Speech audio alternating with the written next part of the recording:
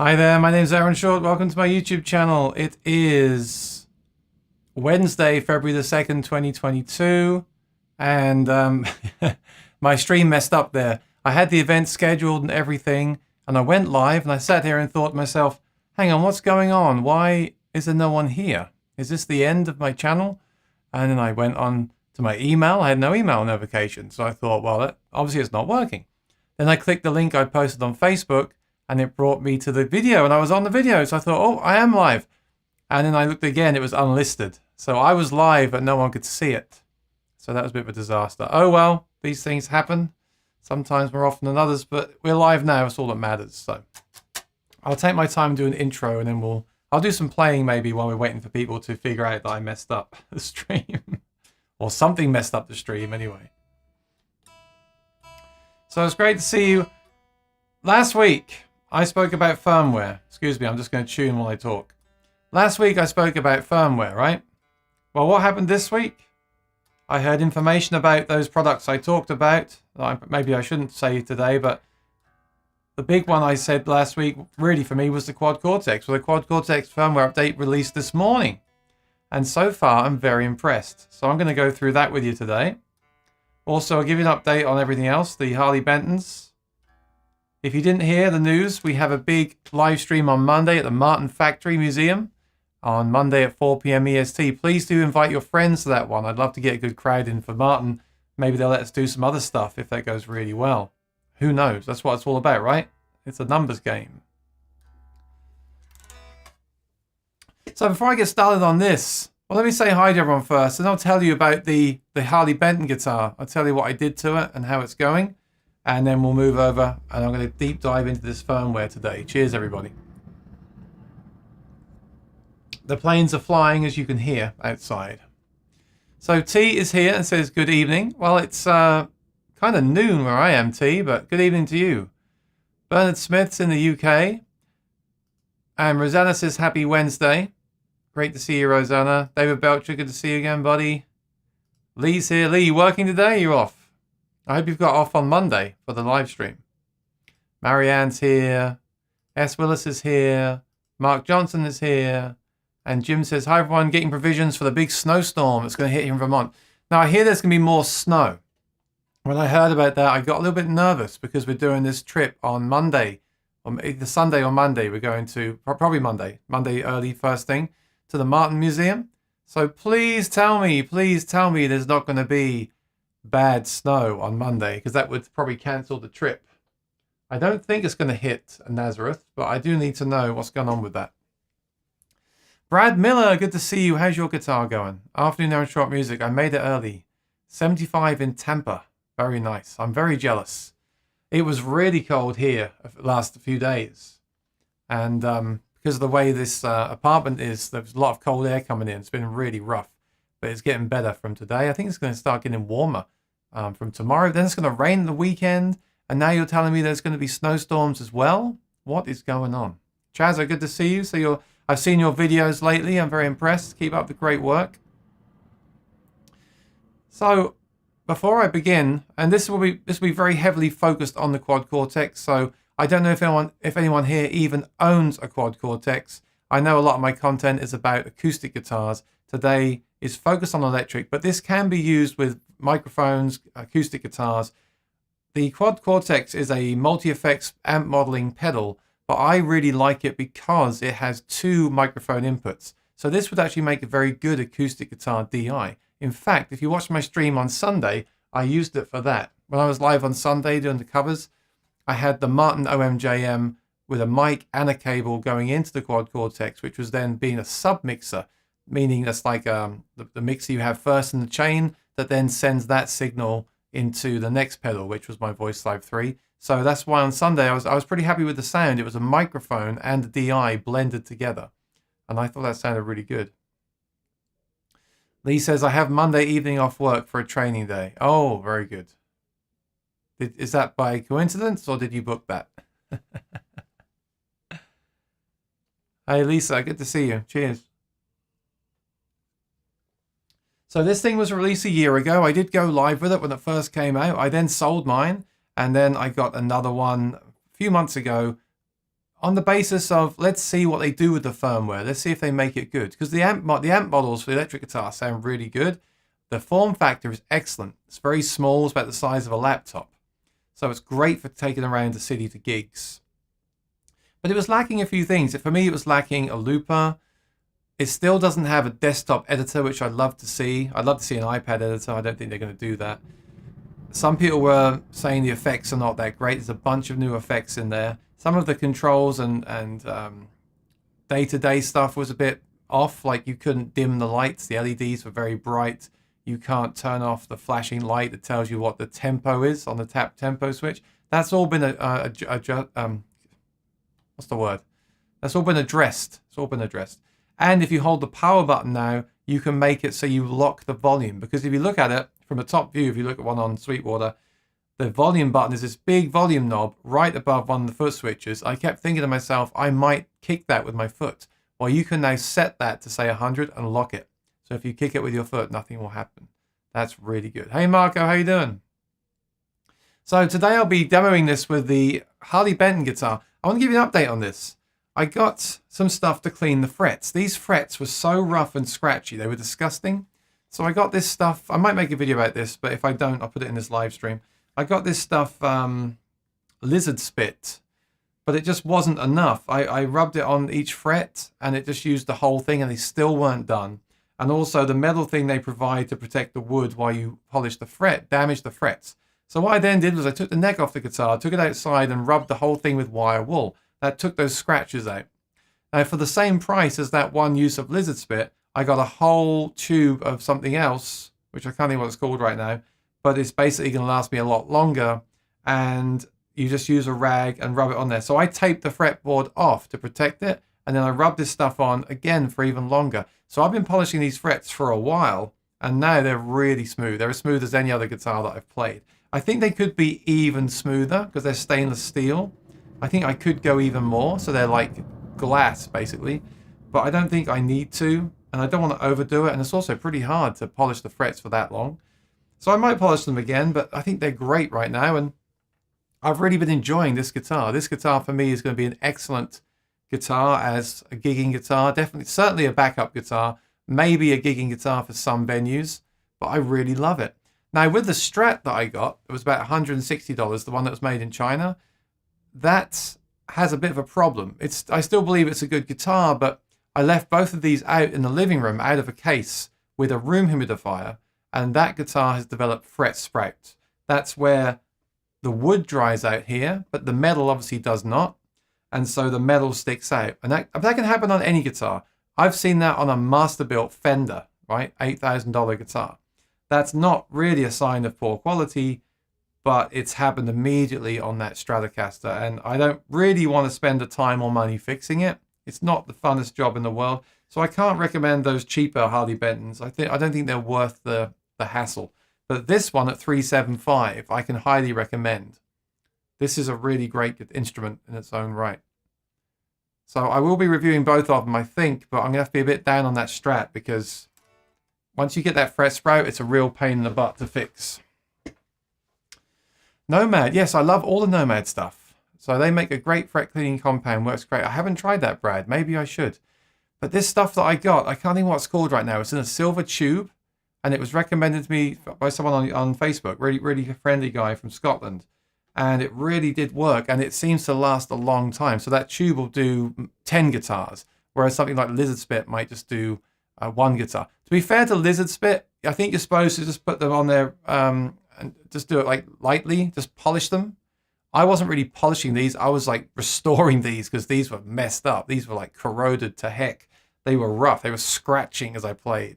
So to be fair, that's not the right product for the job. This stuff that I used here is the right product for the job, and I've still got some left over.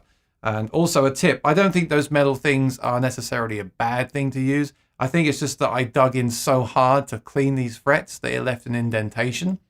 I think what you should do is probably tape off the fretboard and use the metal thing, or you could just use the metal tool by itself, but maybe put tape underneath the metal, so when you put it on the fretboard, there's tape there and not just raw metal, because that metal dug in as I dug in. So be careful with that. I can't even what it's called, David. I tell you what I'll do, I'll link that in the description below, unless I can quickly find it on Amazon, of course. In fact, let me do that, because then I can put it into the text. So let me know how you're doing. Let me know if you have any interest in the Quad Cortex. I'm sure people will be searching for this video later on to see what it's all about. So let me know if you use like a Helix or a Kemper or anything, or if you've even got an electric guitar at all. I imagine some people here have not. And if you haven't, have you got any interest in getting one? Okay, I've found it. This stuff is called Peak. I'm going to put a link in the description, in the chat.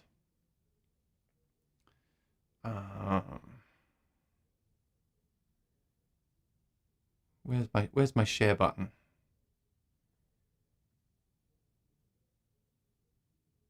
I'll just copy it. I can't see it. I'll just copy it. Okay, check this out. This is what I used. And I've only used it once, so I'm not going to like, I'm not going to highly recommend it, but it certainly did the job on this guitar. And this is my test guitar because it's the Harley Benton. And I used like 1/8 of the tube, like going over this multiple times. So that's good value for me because that's like $10, whereas the other kits you can buy 15, and that one that I used ran out immediately. It just wasn't enough. It just purely wasn't enough. Lee says chrome polish for cars is cheap and very effective. Something like all this. I think that's what it is. Yeah, check out the link and tell me what you think of that stuff. It worked well. Mike says semi-chrome polish is great. Yeah, it's probably the same thing. It did work really well. So now everything about this guitar is fine. The setup's good. The action's good. Brad does use the HX Stomp with a drive pedal in front. Works great. Yeah, I've got the Stomp too. Stomp is good.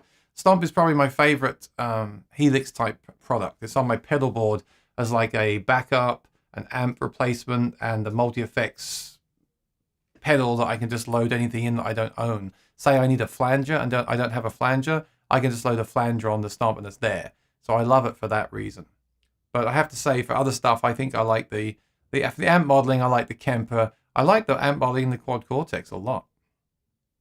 Oh, Lee's doing frets as I speak. The thing is, Lee, I came to realize that I hadn't actually done my frets at all. I never polished my frets on a guitar. So I started looking at my other guitars and they looked really tarnished. I thought, how did I not realize this? I just have not polished frets, unless when I take the guitar for a setup occasionally, very occasionally I go for a setup.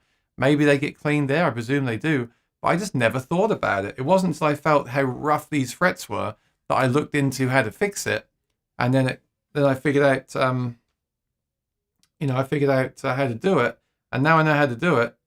I'm now seeing it on all my guitars. Now I really notice it. Sergio, how you doing? Yeah, HX Stomp is great. I think everyone should own an HX Stomp because it's got so many uses. It could just literally be a stomp. It could be your delay stomp only. It could just be your tuner. It could just be your looper. It could be your whole rig. It can go on a pedal board. It can be used by itself. I wish it had a bit more DSP and stuff like that, but just as a value for money, as a pedal, as a standard, I think that is the one. That's great. And then for like the amp modeling and stuff, I really like the amp models in the Kemper and the Quad Cortex. And no, don't get me wrong, the Quad Cortex has a long way to go, but let's check out the update they released today. It's very promising. I'll give them that. They haven't given us everything that they promised from the beginning, and that was a big mistake. I don't think they'll ever make that mistake again, where they release a product and promise this stuff that's coming and it's not actually there, because that just made people really mad. But there is a lot of fixes here, a lot of new effects, and a lot of cool stuff. So this is what we have here. I'm going to go through it quickly. This is 1.3.0. They're saying this is the most ambitious update yet. I agree with that. I mean, it's been about a year now since they released it. So I kind of wish this had come sooner, as many others have. But it's here now, so let's be fair. The looper is very impressive. Now, most loopers in these modelers are not very good. Like, most of them are 30 seconds, 60 seconds. They're not built for performance. They're really built for sound checks and for checking your sound. Because what you can do is you can play the guitar through the looper and then put your guitar down and walk around the venue and listen while the band plays to that loop, and then you can adjust your settings. So I feel like that's what those loopers are really for. The Quad Cortex looper is very usable. Now, I don't think it's as good as, say, the one in the Voice Live 3 Extreme. That is a really great performance looper, in my opinion. But this one is getting there, and it's probably better, again, in my opinion, than the loopers in all the other products, all right? So what you get is 4 minutes and 44 seconds record time. That's pretty long. That's a really good amount of recording time. Some of the others have, like I said, 30 to 60 seconds. The looper block can be placed anywhere on the grid, same as the Helix. It can go at the start of the chain or at the end of your chain, which is really useful. Like I said, it means you can either have at the start of your chain to dial in settings, as if someone's playing the guitar for you, or you can have it at the end of the chain, so you're basically recording yourself and playing those recordings back. It can be used in any mode, and it can also be controlled via MIDI, and it has external Midi Clock. That means, this is great news, if you're using a Beat Buddy pedal or a drum machine that has Midi Clock out, when you start that drum machine that's playing a beat, it will set the time to the Quad Cortex. So that's a really cool thing. It's going to be in sync with other gear. That's huge. I haven't tried that yet, but that's a really important thing with a looper for me. That's really great.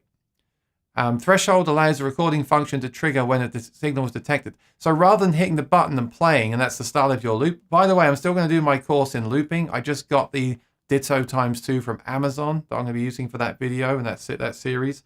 So watch out for that. But basically, when you make a loop, you hit record. And when you hit record, you're recording, right? Well, on this one, you can hit record and it listens. And when it hears a certain volume, it starts recording. So you can hit record, and then when you're ready, you play and it's recording. And all you got to do then is press stop, obviously, when you're done, and you're done. So that's a really nice feature too. That's not in many other pedals. And it can be controlled via MIDI. So I have it up here on the desk today. So I've actually already set it up with an AirStep MIDI controller to record and stop. I did that really easily. What I love about this pedal is it's got a big touchscreen and it's very easy to do everything. There's no like hours and hours of deep diving and trying to ask on forums, and you don't need like loads of tutorials, in my opinion, because it just, I don't say it just works, but it's all very logical and easy. And I think that's important. I'm getting very tired these days of spending hours and hours with gear trying to figure out how to make it work, you know? I want to just get on with stuff, so that's cool. So you can also duplicate the loop. You can re-loop. You can do a one shot, which is like play once and then stop. You can do half speed. You can do a punch in, an overdub, play stop, reverse, which plays in reverse, so it plays it backwards, and undo the last loop. So I think I'll start with this because this might just be the whole video. They've also added a freeze button, which is great. You can freeze a chord. I'll show you that. New amplifiers. They've got several new amp models in here, including a Princeton and a Vox AC15. They've got new delay effects. They've got new modulations. A lot of people didn't like the modulations.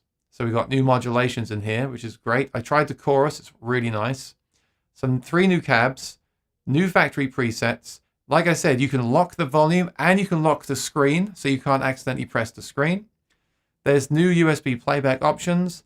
The tap tempo LED can be turned off because if you don't use tap tempo and it's constantly flashing, it's annoying and bright. So you can just turn that off now.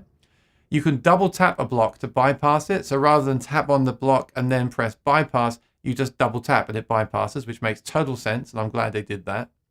Mute and solo is added to the output blocks. Paired output, so outputs can be paired.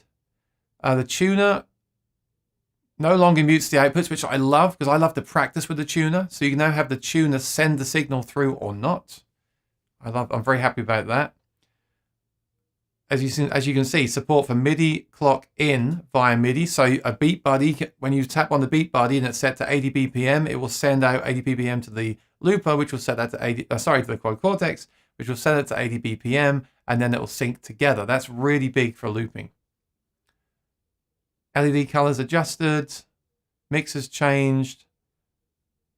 You can have more captures in this preset. There's just loads of stuff. Okay. What do they not put in here? Okay, there's no desktop editor, and there's no changes to the cloud structure and directories, which is a shame. That all needs to be optimized. There's no plugin support, which is a huge one. I really want to see the plugins come here, of course, right? So plugin support and the editor, they're for me, they're really big, and I want to see them this year. The looper, despite being really great, I'm really happy with it. It could do even more. It could have multiple tracks. It could be a 3 or 4 track looper, and it could have other features too, which may make this kind of an alternative to other loopers.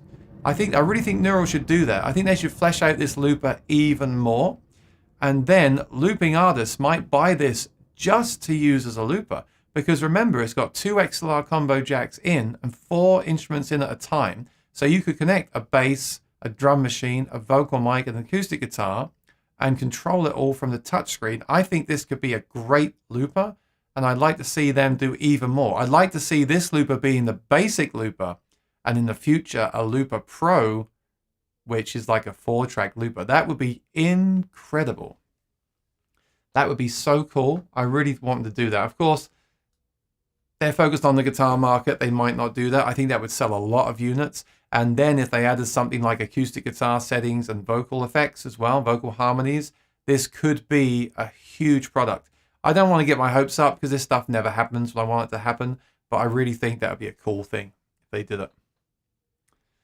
All right, let's go back to the chat and I'll come back and do the demo.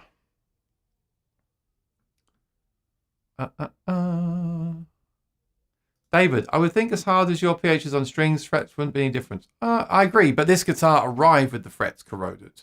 And I think a lot of that corrosion just happens over time in the room, through the air. Poo Ninja. HX Stomp and Tumnus. Love loading and testing acoustic IRs on it. Yeah, the HX Stomp is a great platform for acoustic IRs for sure.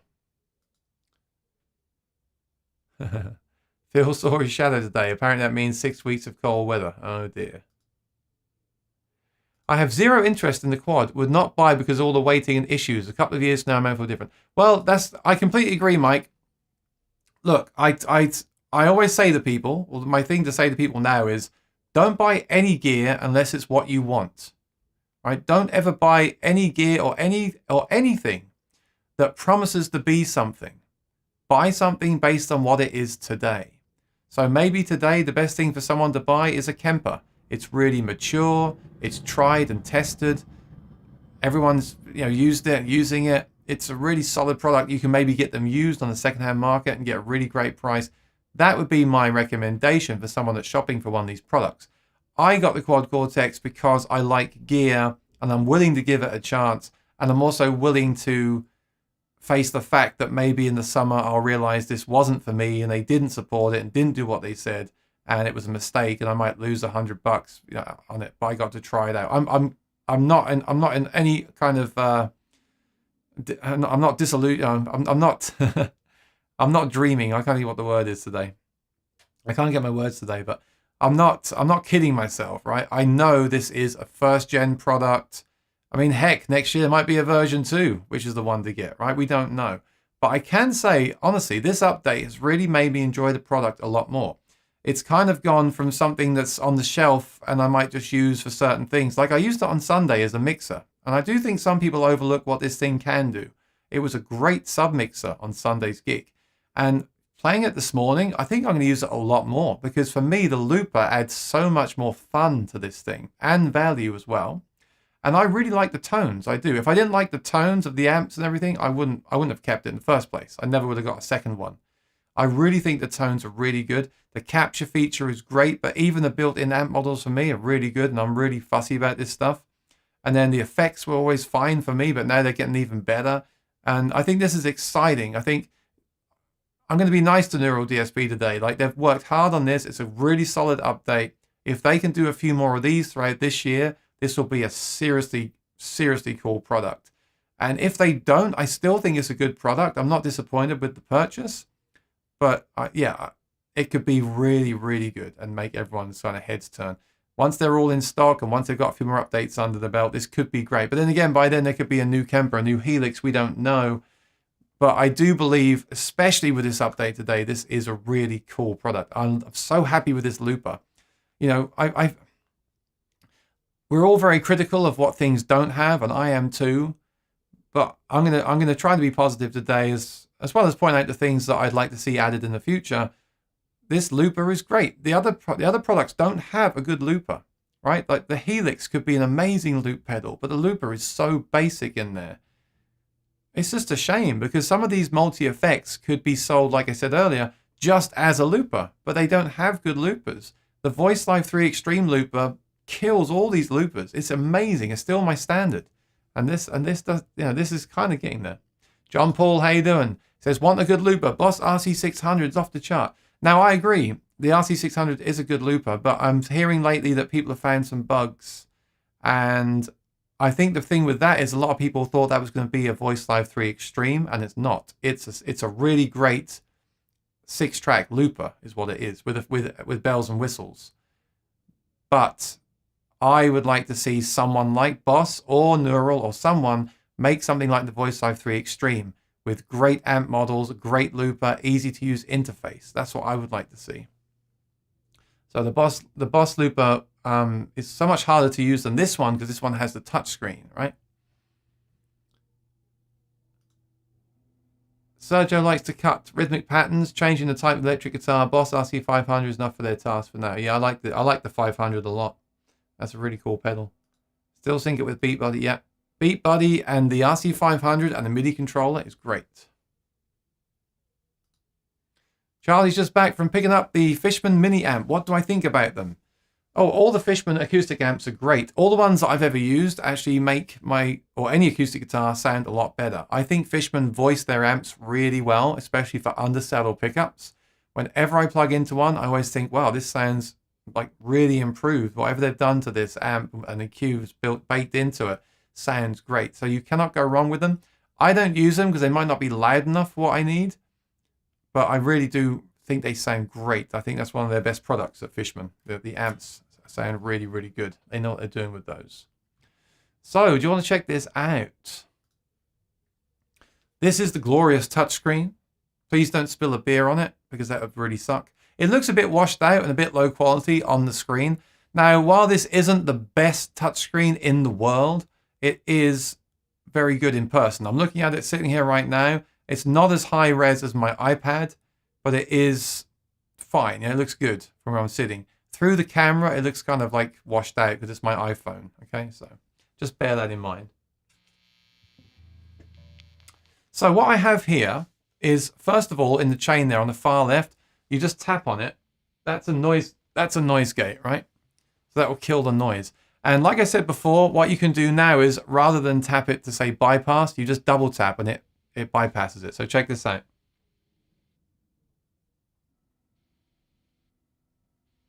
So that's really nice. You tap once to edit these settings and you tap twice to bypass it. You know, it's a small thing, but I'm really glad they added that in. Next along,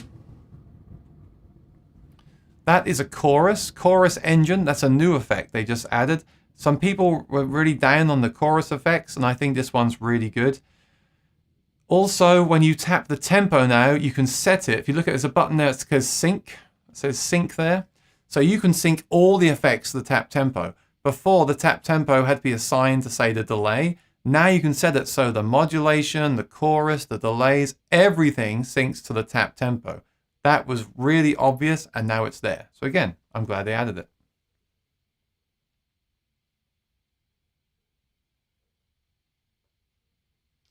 This is the amp I'm using today. We can change the amp, but this is a Captain 50. This is an amp model, not a capture. A capture is a capture of a real amp, and they can sound really good. I made one before. I'll make some in the future. But this is an amp model. It gives you access to all of the controls on the actual amp, right? So you've got the bright switch on or off, the low boost on or off, the gain, the bass, the mid, the treble, the master, and the output volume. Like your master volume is the output.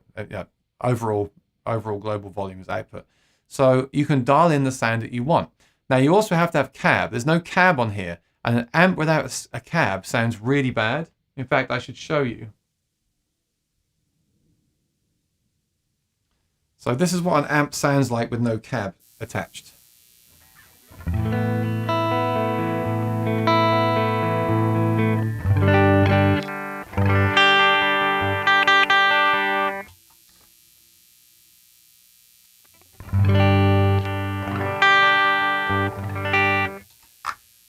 That doesn't sound too horrible, but sometimes it just sounds really, especially on the high gain, it sounds like a fizzy mess. It sounds terrible. So you have to add a cab. And you can hear, as soon as I turn that cab on, all that high noise and sizzle goes away. That's what you're getting without a cab, basically. The cab is kind of working like an EQ in a way. So now it sounds like this.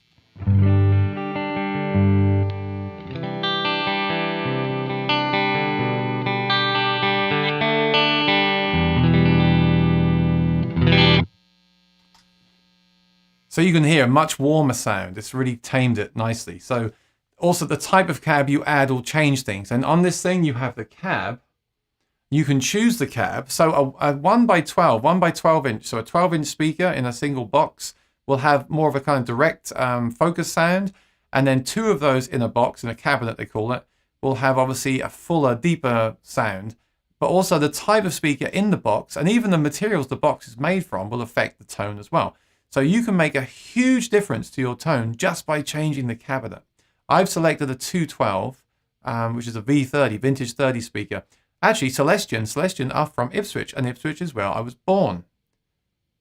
How about that? So, with this quad Cortex, it's very cool because you can actually move the mic around. You see, these are the two mics here on the screen. You can put your finger there and drag it around, and it will move the position of the virtual mic. Very, very nice. And these cabs are very nice. And today I'm only going through here in mono. If I went through in stereo, you get an even better sound with a lot of this stuff, especially the effects sound really good. So that's the cabinet there. So all we've got there, all we have there right now is an amp and cab. And this isn't even from the new update. This is old stuff, right? But that sounds like this.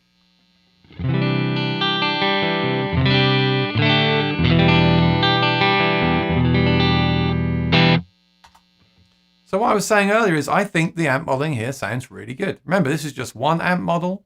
We can load multiple amps. We can change amps. We can do whatever we want. But that's just the amp and the cab, all right?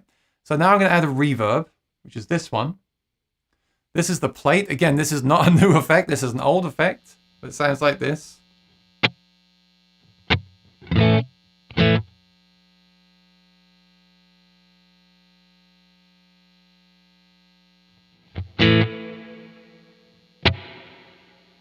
So if you don't know, that's what reverb is. It gives you that sound of a room. A plate reverb is very big and lush and full, and it's a very nice sound. I like the sound of a plate a lot. So now we have this. This is amp, cab, and plate reverb.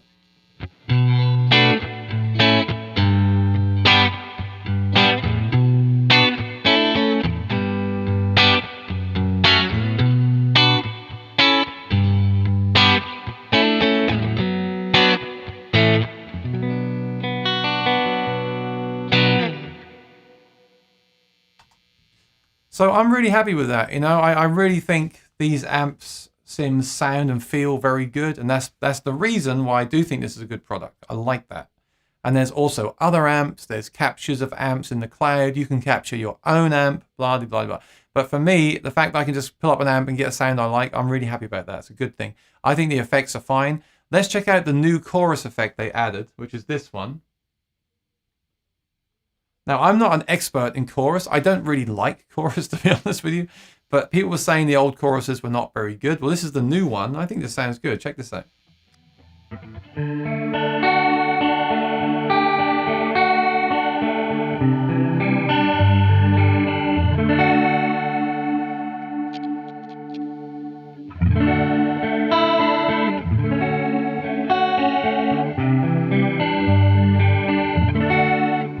So that's on 100% mix. Of course, you can turn that down if you want less of it. Just a little bit of chorus can be nice, just to thicken the sound of an electric, like a clean sound.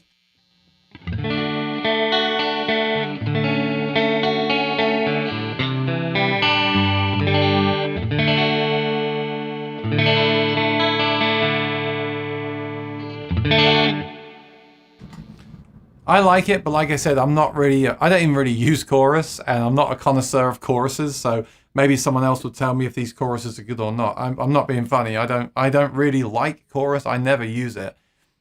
But I think it's cool. And if you look at the screen, you've got all those parameters you can change. You can either use your finger to change them on the touch screen, of course, or the knobs below the screen are actually also encoders. So I can just turn the knob and it changes the setting. That's really nice. So you can go in there and dial that in. Now, the great thing with the new looper is if you move that looper to the start of that chain all the way to the left, you can then have the sound coming through without playing. Because what it will do is it will play the guitar, basically. That first block will be your guitar sound, the direct sound of your guitar, and then that will go through the other effects. And then you can dial it in. Actually, I've made a mistake here. You're going to tell me that chorus should be after. So let me show you how easy that is. Click and drag. Oh, I've got to exit out of here.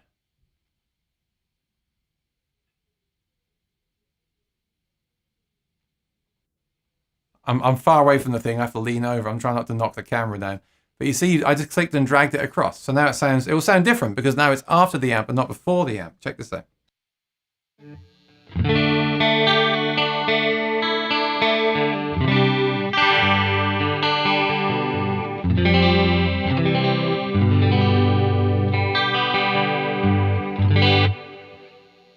So it's that easy. Like where on a regular board, pedal board, you'd have to sit down there and pull the plugs out and the power and then move the things, the patch cables around. You literally just drag it across and you're done. That's really nice.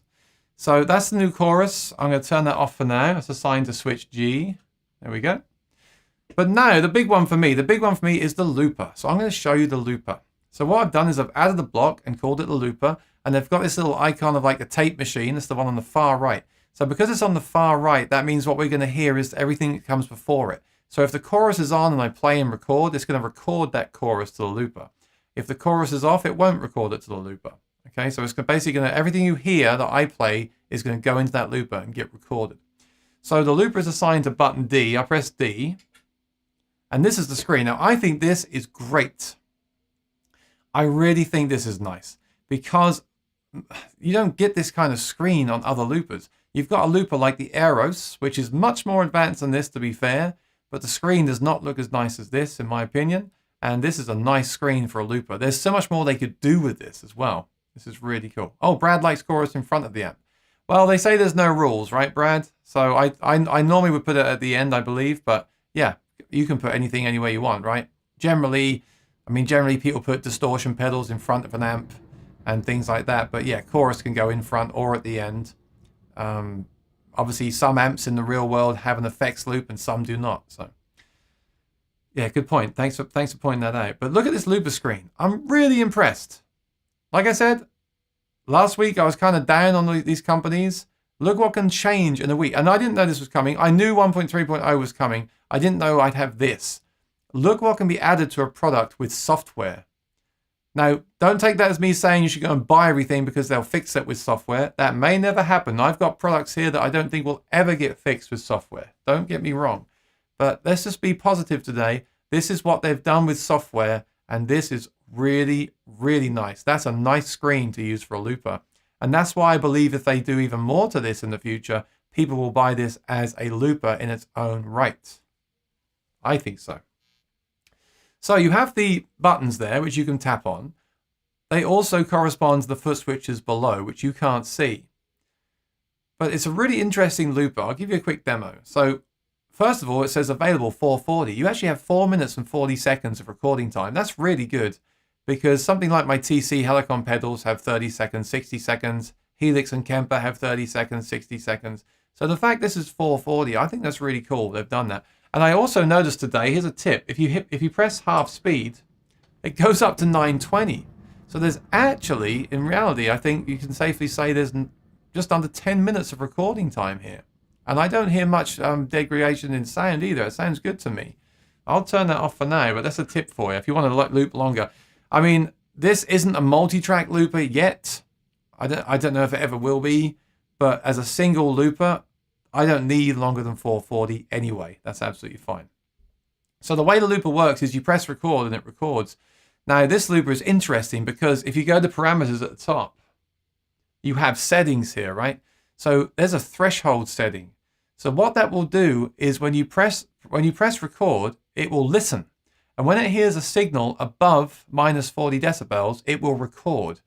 Now you don't have to use it. You can turn it off, or you can still record in the conventional way by pressing record and playing at the same time.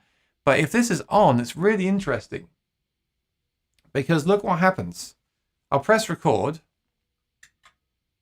It's listening, right? Obviously there's no sound. My guitar is turned all the way down. There's no sound. But it's listening right now. I'll come to the other screen here. I don't know why I'm talking so softly. It's not like the thing is listening to me. But that thing is still waiting for me to play, see?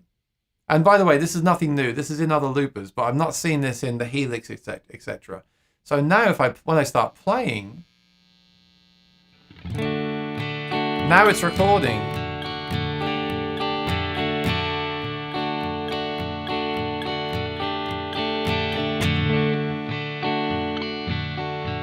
Now it's recording the loop, and now it's stopped. So I think that's really cool. I don't know if I'll always use that, but it's a cool feature. Let me just try that again. So it's listening. You can see it's lit up there. It's listening to me. So as soon as I started playing, it was recording.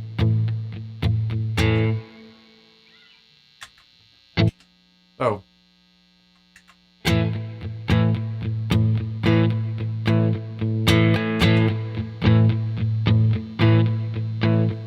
And then you can just stop.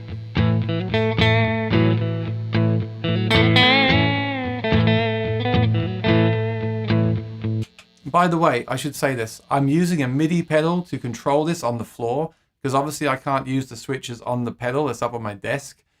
Normally I would use the switches on the pedal. It'll be much easier. I'm using an air step and I've just programmed 2 of the features. I'll just show you what they are. So I've got button 1 to hit record. You see it says armed on there. So now it's listening. And my button 2 on here says, it should be play. I'm just going to test it quickly in case I'm wrong.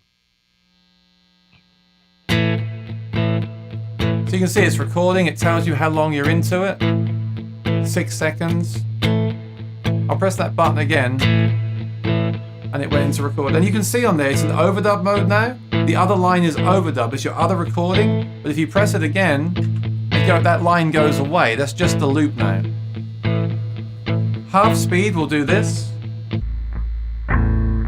It slows it down to half speed and also half pitch, which is cool for sound effects. Then there's reverse, does it backwards. I don't use a lot of this stuff, but some people do. It's cool, they've got some effects in here. And obviously then you can overdub over the top.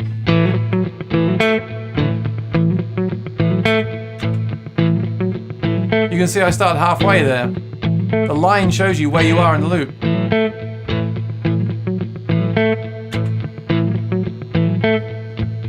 So now it's overdubbed another track, right?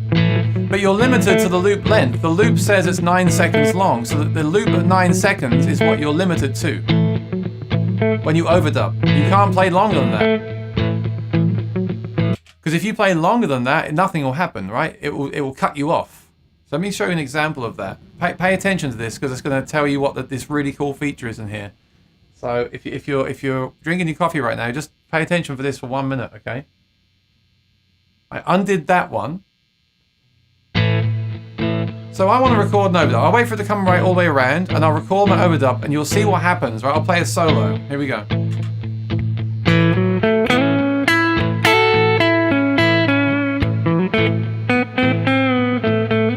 I want to keep playing. Oh, what happened? What happened? What happened? Well, what happened was the loop ended and it repeated. And it also repeated what I was playing. It won't allow me to play longer because you're stuck to the length of that first loop, okay? But what they've done here, they haven't got multiple tracks. On the Voice Live 3, you get 2 or 3 tracks. So you can, of course, have the next loop can be longer than the first loop. So you can record the first loop, and then that will play and repeat. But the loop you play up over that will go on as long as you want, and then it will sync it so it stays in time the whole time. That's really nice. They've got around it with this with a method very similar to the Ditto Plus pedal, where they call it duplicate. And what this does is you record a loop.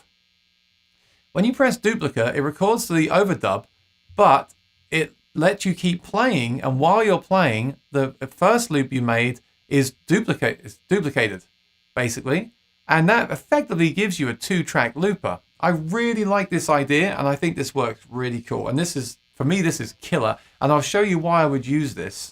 So, can I play that again? Okay, so I undid what I did there.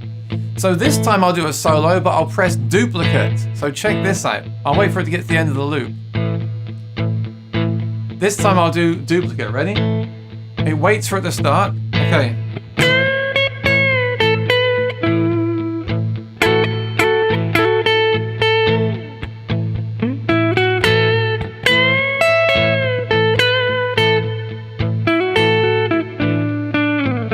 So you see, it didn't stop. It's still playing that first loop over and over again. And I can keep going. And look what it says there. Increase times 4. It's adding to that first loop, so I can keep soloing.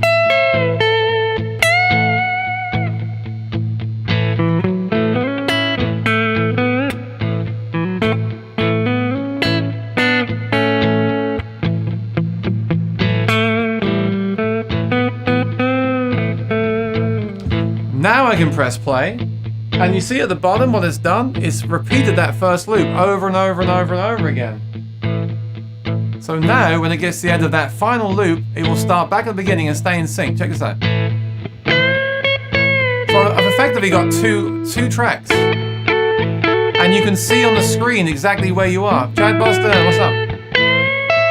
How cool is that? And you can see exactly where you are on the screen. Look, bar 3.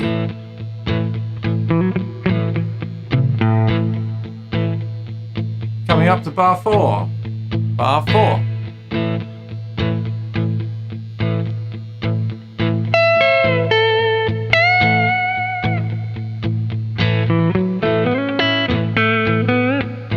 That's a long loop, right? I'm getting bored here. Next bar. Yeah. That's where Chad came in and gave me the super chat, I remember. And one more bar. And now, finally, it'll go back to the loop again. Ready? 3, 4. Back to the beginning. That is fantastic. Come on, I'm going to give full credit to this. It's not a multi-track looper like the Aeros pedal that David's talking about.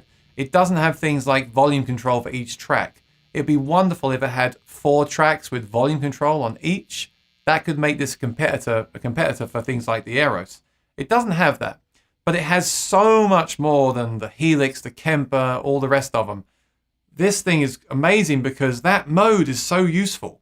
And you might wonder, well, why do I need that mode really? Well, I'll tell you why I use that mode for acoustic. The reason I would love that at my acoustic shows is this. Let me show you. Imagine this is an acoustic guitar, right? And sometimes we drum rhythms on them. Well, if you drum a rhythm in the conventional way, this is what happens.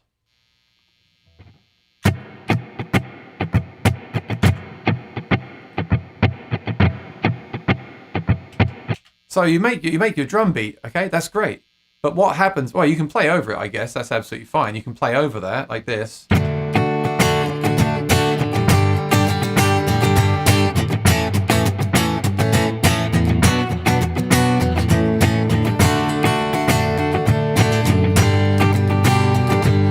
So imagine I'm a solo gig, I've got my acoustic guitar, and I've made like a drum rhythm, and I'm playing over it, and that's great, because that drum rhythm is just 1 bar and it loops.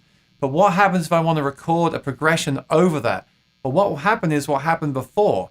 I'll trigger it and I'll play, and I'll just get that in. 1, 2, 3, 4. And then it will repeat that D chord. it won't let me go to the G on a regular looper, because when I go to the G, I'll be hearing the D playing. Nothing else will happen. You're stuck to that one bar. But the duplicate mode is fantastic because it allows me to play whatever I want over the first loop, effectively having two, not really having two tracks, but it's like having two tracks. So let me try that again with the duplicate mode this time. Here, look. 1, 2, 3, 4. 1, 2. Now I'm going to try duplicate this time. 1, 2, 3, 4. I can play whatever I want.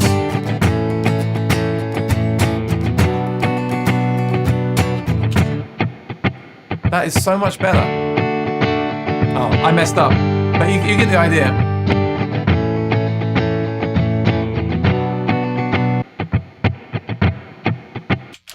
When you use the one shot, you've got to make sure you stop it before it ends. Otherwise, it will add. If you stop it after, it will add another bar, and then you get that dead bar you don't want. So with the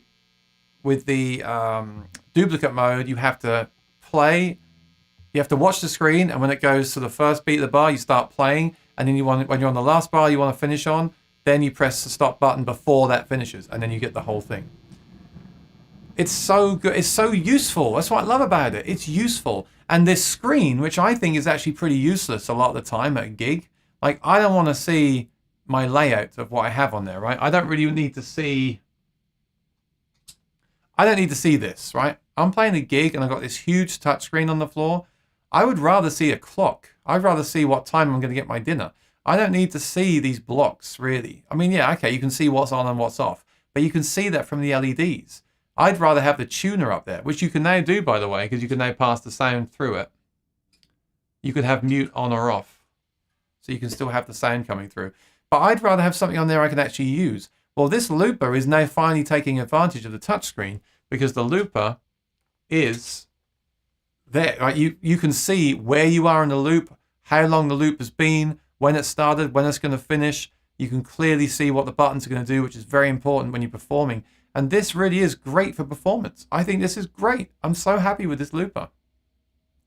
And the fact that they've got Midi Clock now as well, if you have a drum machine that sends Midi Clock, so the drum machine is at 60 beats per minute, that will tell this to be 60 beats per minute, and they'll sync together. So now with a Beat Buddy or similar connected to the Quad Cortex, you've got a drum machine with kind of two tracks, which is great for me. I mean, some people say that's not enough, and they want to get like a full-on Boss or head rush pedal. That's fine. But for a lot of people, a Beat Buddy into this and then use those two loops and overdubs, you're going to have a heck of a time, especially with the fact you've got the XLR in, two XLR ins, you've got all the effects in there, and hopefully they'll add more. If they can do a few more updates like this throughout the year, this thing is going to be absolutely killer. Absolutely killer. This is such a great update. I'm so happy. Can you tell that I'm happy about it? And I mean, I just think it's great. They've actually used the screen. They've made a looper which can be used by performers, not just as an afterthought. And you've got parameters here as well. So you can change the level of the playback, so you can turn it down. The overdub level, you can control that. There's a high pass filter, a low pass filter, the threshold for that recording mode. You can have it toggled or momentary on overdub and record mode. Duplicate mode can be synced or free. So it syncs to the first loop, so they're in sync, or you can have them separate, so they're not in sync, which is more like for effects, for like soundscape stuff. So toggle momentary for all the controls pretty much. And then there's your Midi clock there, so you can set the Midi clock to start the loop. So I'm really, really, really blown away. This is great. This has added so much value because the looper, this looper, if you bought it as an actual pedal, would easily be a couple of $100. I mean, maybe that's the wrong way to think about these things, right? But this is a great looper. And when this pedal was released, I made a video about how to use your phone and an app as a looper, which is on my channel if you want to check it out. And you can still do that. You can still do that. But the great thing is now you don't need to. You can load this up and have an excellent looper. And all of these can be assigned to the AirStep or a MIDI controller. So you could even have this at the back of the room and run everything from like a MIDI controller on the floor. You don't even need to have this on the floor if you're too worried about it getting damaged. If you are worried about it getting damaged, Chad Boston, who very kindly sent a super chat, sells protective guards for the Quad Cortex and all the pedals, all the modelers. And he ships worldwide. he sells screens for this that goes over the whole thing and protects it. But even with that, at some venues, you might not want this on the floor. You can actually run a MIDI controller like the awesome Morningstar MC8, and you can control all this from one little box on the stage, little MIDI controller, and then have this on the stage behind you. So I think this is, I'm really pleased. I'm really pleased with this. Really am pleased. David says 1849 at Sweetwater. That's right. It's at Thomann and Sweetwater. I have affiliate links. They're on back order. If you're going to get one, please use my link. And I recommend Thomann or Sweetwater. Thomann, if you're in the UK, might even be, well, you can't order from Sweetwater in the UK, but Thomann's prices are sometimes a little bit cheaper too. So check out the price on Thomann, Lee. Look, it's an investment. It's a lot of money, but I really believe that it was, for me, it was kind of worth it. I'm not being a fanboy here, by the way. I think it's a good product. I love the form factor. I love the fact they've got an input for my microphone. Remember, I'm not just a guitarist. I don't mean I'm not. You know, let me rephrase that. I'm a singer, right? I sing and I back myself with the guitar. So this thing has a mic input, 2 mic inputs, and 2 guitar inputs. So I could actually go to a 3-piece gig and use this as my mixer for my vocal mic and the bass player and the bass player's mic and the drummer's kick drum mic. It can mix 4 instruments at once. This could be my mixer. It's now my looper. They're adding value to it, and I think the price is justified. Is it where I want it to be? No. Is any product where I want it to be? No. Are there major omissions from this for me still right now? Yes. I want the editor on my computer. I don't need it, but I want it. And I'd love one on my phone and iPad. I don't think they're going to do that though. And I want to see their plugins come over to this thing, of course.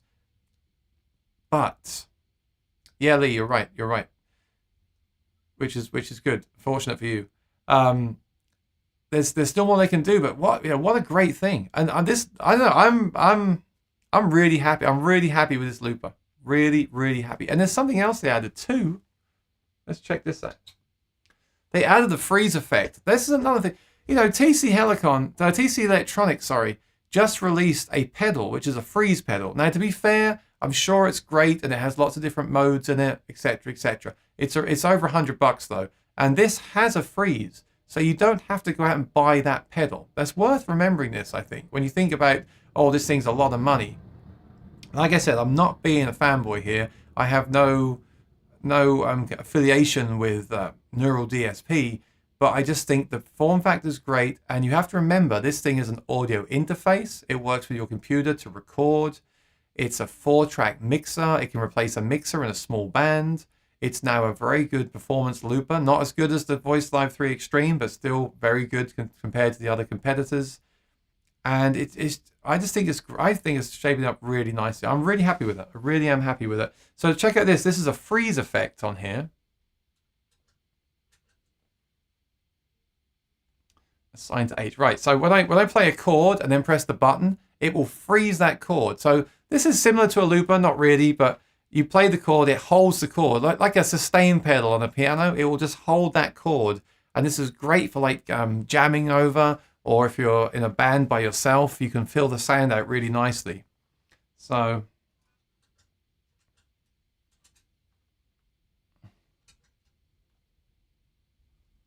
what have I done? I've done something here. Let me start again. So add a block. It's called Morph now. And they've got a picture of an alien. And it's just a freeze there. So I'm hoping in the future there'll be more morph effects. Maybe. Tap on it. It says assign to A. I want to assign it to H. It's that easy. So now hopefully when I play, it's going to freeze this chord. Check this out.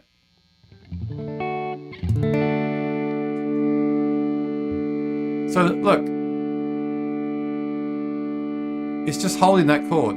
So now,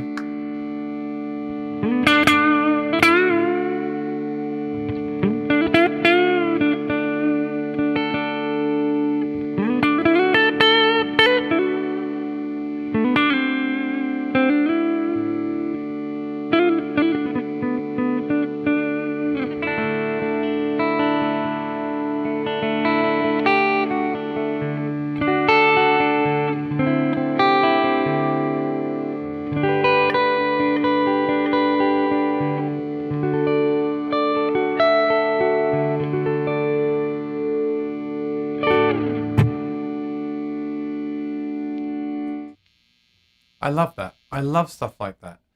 Because if you're learning the guitar, you want to practice something, it's like having someone with you. It's like me saying, I want to practice my A minor scale. Can you play an A minor chord for me while I play it?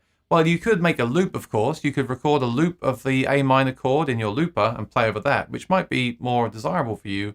But this just gives you the tonality without any rhythm. It just gives you that sound. It's almost like a synthesizer or a piano, not a piano, but yeah, a synthesizer, digital piano that holds the chord. And it enables you then to play over it.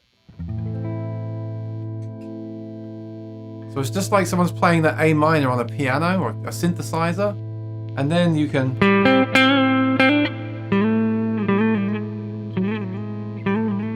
if you hit the right note.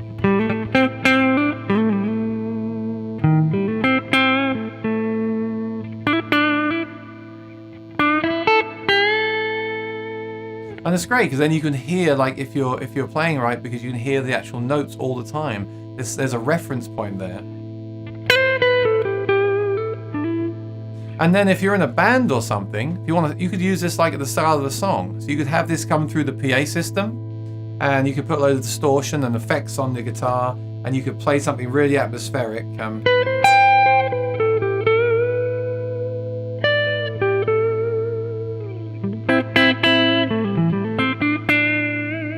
Think of like Dire Straits, so the old rock bands, when they come on stage and there's that, the keyboard player holds the chord and they just noodle.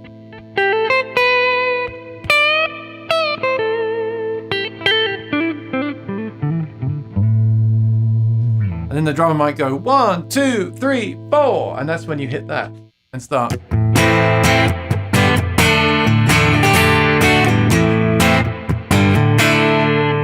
So great, I love that. I love it for performance. I wouldn't use it all the time, but at the right time, it's really nice to fill out the sound. And that can also be set so you hold down the button like a sustain pedal when it holds it, or you tap the switch and it holds it, you tap the switch, it turns it off. So really, really cool stuff. Very obvious effect these days. A lot of pedals have it, but I find it invaluable. And for me, this is adding to the fun. This should be called the fun update, because now, you know, I didn't really use the quad Cortex. I was a bit like, well, I like the sound of it, I like the form factor, but I'd rather just sit and play my amp. But my amp can't do this stuff without other pedals. With this thing, I can sit and I can use the freeze and I can practice over it. I can record loops and practice over it.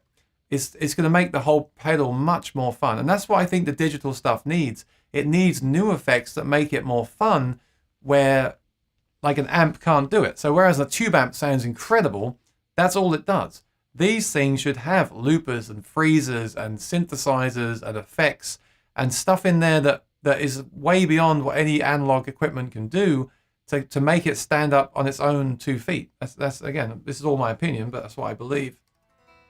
So I love that. I think that's it. And again, you can turn the guitar down so it's not too loud.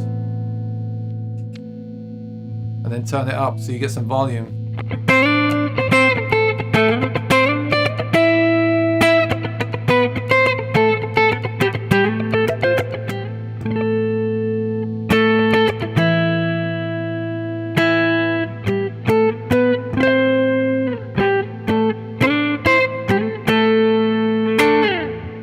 And it's even better when you add a bunch of delay and reverb and distortion, because you've just got something behind what you're playing. It's really fun. This is just a clean sound basically, but it just makes it really fun.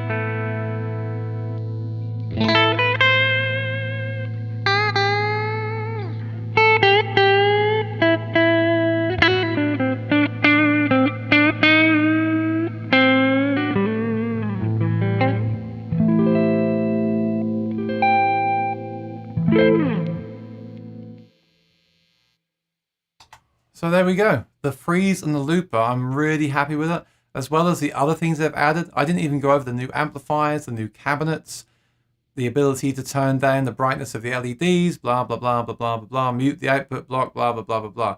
It's really, really cool. But this is great. And like I said, last week's show, I was a bit down on these companies. And that wasn't the setup. There's other products that are not where I need them to be. There's more I want from this. Of course, we always want our stuff to do more and be the perfect device, even though we know it's never going to be possible, really. You know, there's always going to be some kind of compromise. But I have to take my hat off to Neural DSP. This is a great update. Yes, I wish it was there from day one. This is now the product I think they should have shipped from day one. I think they shipped it a year too soon. Having said that, if you've used it as purely an amp modeler, I think you've been happy with it. I think the sound's great. I really do like these sounds. For me, these are some of the best amp sounds that I've heard. So they're just making it better. And if they can make the looper even better, and if they can add even more stuff, this thing could really, really crush. You know, it's just and they've got a great platform here. They've got a lot of DSP. Things like the Helix now are getting very low on DSP for my usage, and this thing has a ton of DSP, a small form factor, loads of inputs and outputs. This thing is in such a great position. If they can just work their butts off this year, this thing can be phenomenal. Let's do some questions. That's my overview. That's not even everything in this update, but all I can say is it installed great over Wi-Fi, by the way. It just downloaded over my Wi-Fi. So it downloaded from the Wi-Fi. I didn't have to plug anything in. I didn't have to go to any websites. It downloaded it. It rebooted. It was on the latest update.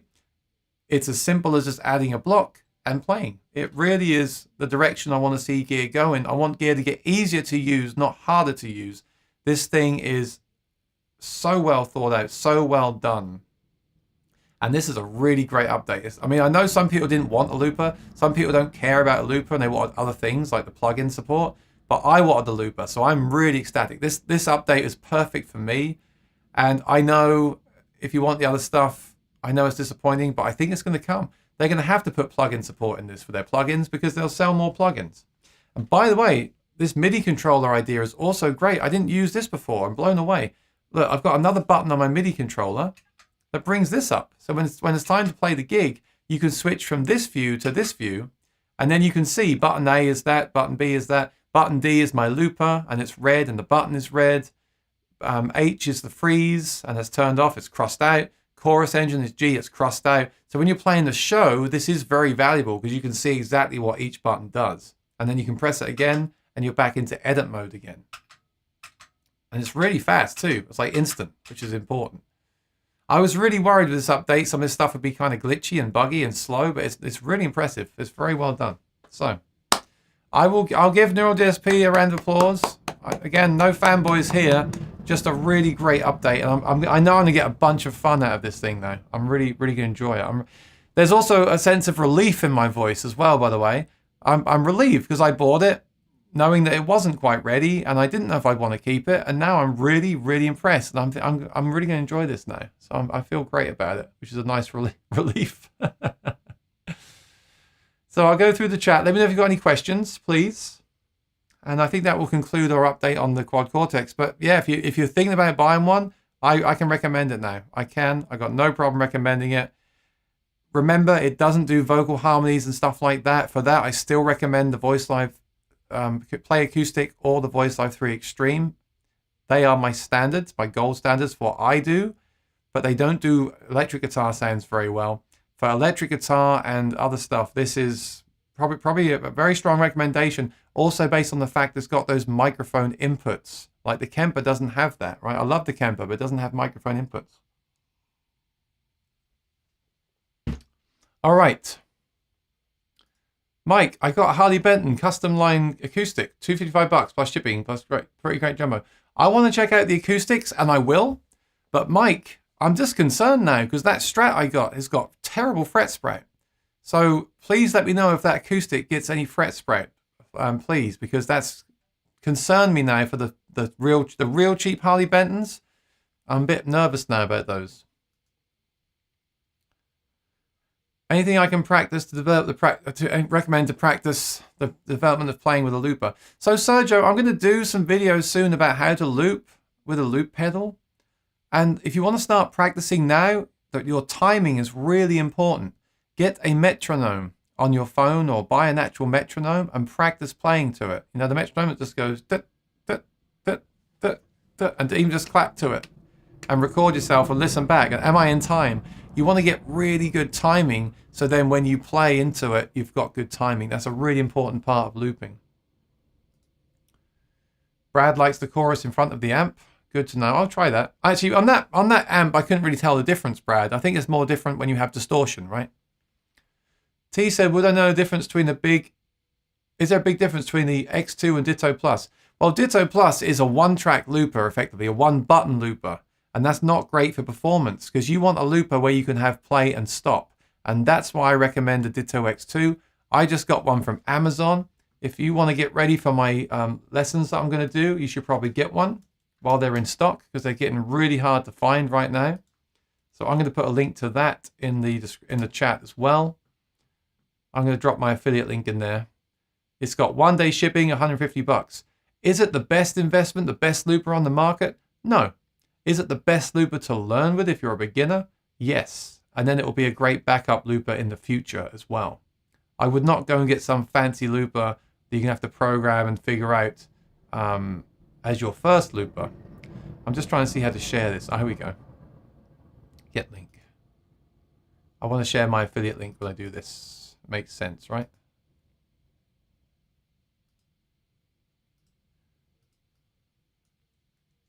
Oh, ow. Some reason it's not letting me do it. Text.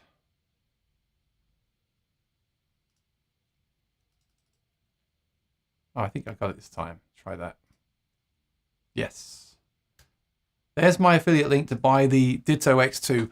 Like I said, it's just a great standard. For me, it's the standard. It's the one to learn with. It's just my opinion. Any looper will be fine. But as you saw from the Quad Cortex, they all work in a slightly different way. The Ditto X2 it can be battery powered. It's just got the 2 switches, a big volume knob. This is the one to get to practice looping as your first looper, in my opinion. And then once you've got it down and you're ready to grow from there, then you look at the alternatives because they're all so different. Then you decide, do I want a touchscreen? Do I want a Boss, a singular sound, a head rush, a Quad Cortex, whatever, you know. There's a lot of options out there, but to get the basics down and have a great sounding, reliable loop, the Ditto X2, you cannot go wrong. So either get one from Amazon or get one from used and save yourself some money. I just got one here. I'm glad I got it. I tested it out. It all works great.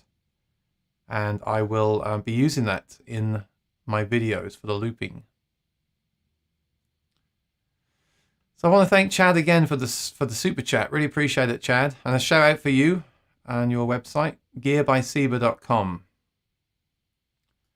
What is this machine? I know the stream went wrong, Alan, so I had to start the stream again. This is the Quad Cortex by Neural DSP. It's not the Eros. I don't recommend the Eros yet. Well, I do recommend it, but it doesn't have all the features that I want, and that's been several years now. So once they have loop import in Eros, I will recommend that. It's a good pedal, but it's a serious investment. So I'm just waiting for that firmware to get where I feel it's ready for me to really recommend it. Lewis likes the guitar. This is a great guitar, Lewis, isn't it? Very happy with this one. I'm kind of disappointed with the cheap one, the 161. But this at 375, now I've cleaned the frets. I'm very, very satisfied with it. I wouldn't be upset if this was my guitar for the rest of my life. You know, it's fine. It's great. Really is great. And like I said, it will certainly stick around as at least my backup for wedding gigs, if not sometimes the main guitar. I believe that. What is the price in the US for Quad Cortex? It's $1,600 UK. So the prices are all different. So Andertons, Thomann, and Sweetwater are the dealers that sell this thing. And obviously you can't get from Sweetwater if you're in the UK. You'd have to buy from Andertons or Thomann.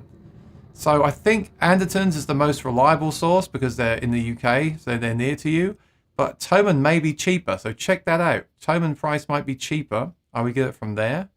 And at one point, a little tip for you in the USA. At one point, the Quad Cortex was cheaper from Thomann to the USA than it was in the USA. But then when I got mine, it came with a free gig bag, which was worth $130. So it worked out the same. So I got mine from Sweetwater. And the good thing with that is then you've got Sweetwater on your back as well if you need any help, right? They're a great company. Lewis. Yeah, well, Lewis, I can recommend this, but do bear in mind you'll have to polish the frets if you get one of these, okay? You have to do some fret polishing on the frets, but then you should be good to go. It does look great, doesn't it? You would never think this was $375, would you? So it seems you like that beautiful Harley Benton. Have you made any mods or changes to it? Well, Alan, I was actually going to play the Silver Sky, but I wanted to play this because I do think it sounds good, and I thought I might want to play some distortion. That's why I got this one with the humbuckers. I do like it. Yeah, I got absolutely no problem with it at all. The only problem was the frets were terribly tarnished, and I had to, at the start of this video, I tell you about the story with that, so go watch that again later. I won't bore everyone with that story again, but I had to polish the frets, and that was quite an endeavor to do that. And then aside from that, I mean, look, the neck looks actually looks better in person. It's got this kind of quilting to it. On camera, it doesn't look so good because the lights are shining on it. But in person, that looks better. It looks more like a pattern or like a shade rather than just like stains on the fretboard. The back of the neck looks really cool. It plays great. The action's great. I didn't do anything to it. I wouldn't even mod it. I'm very happy with how it is.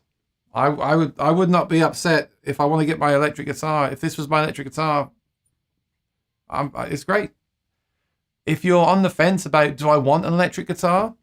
Like, I wouldn't go out and buy a $3,000 Sir and a quad Cortex. I would buy this guitar and maybe get one of the Neural DSP plugins for your computer and play like that and see if you like the electric guitar. And then invest in something like quad Cortex and a more expensive guitar if you need more.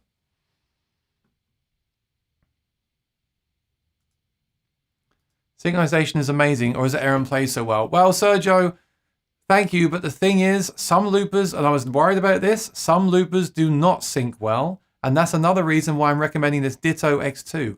It does sync well. It's kind of almost forgiving, and that's why I like it. The quad Cortex seems fine, but some loopers, yeah, they have like a glitch at the start of the loop. Also remember though, I am using a MIDI pedal today, so there's going to be a slight latency with that pedal, rather than using the switches on the device itself. But I've not noticed that as a problem in my testing this morning, so I'm very happy about that. Thank you, Lewis. Thanks for your support.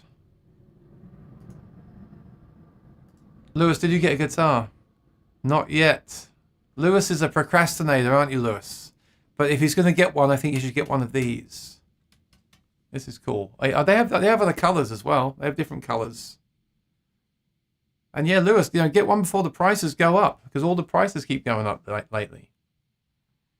Oh, he has one. Okay, good. I didn't realize that. You have a Yamaha and a kid starter guitar. Okay, good. Neural should send me a t-shirt. No,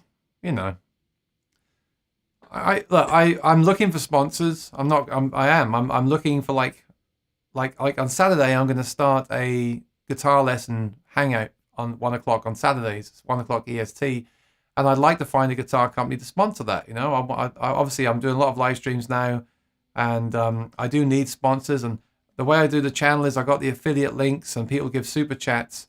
But I also want to get sponsors on board, so I'd like to feature a brand that's affordable that I believe in on Saturdays to teach the lessons, and that way people can hear that guitar and they might want to buy that guitar, and they can see that I'm using it and I recommend it and it sounds good.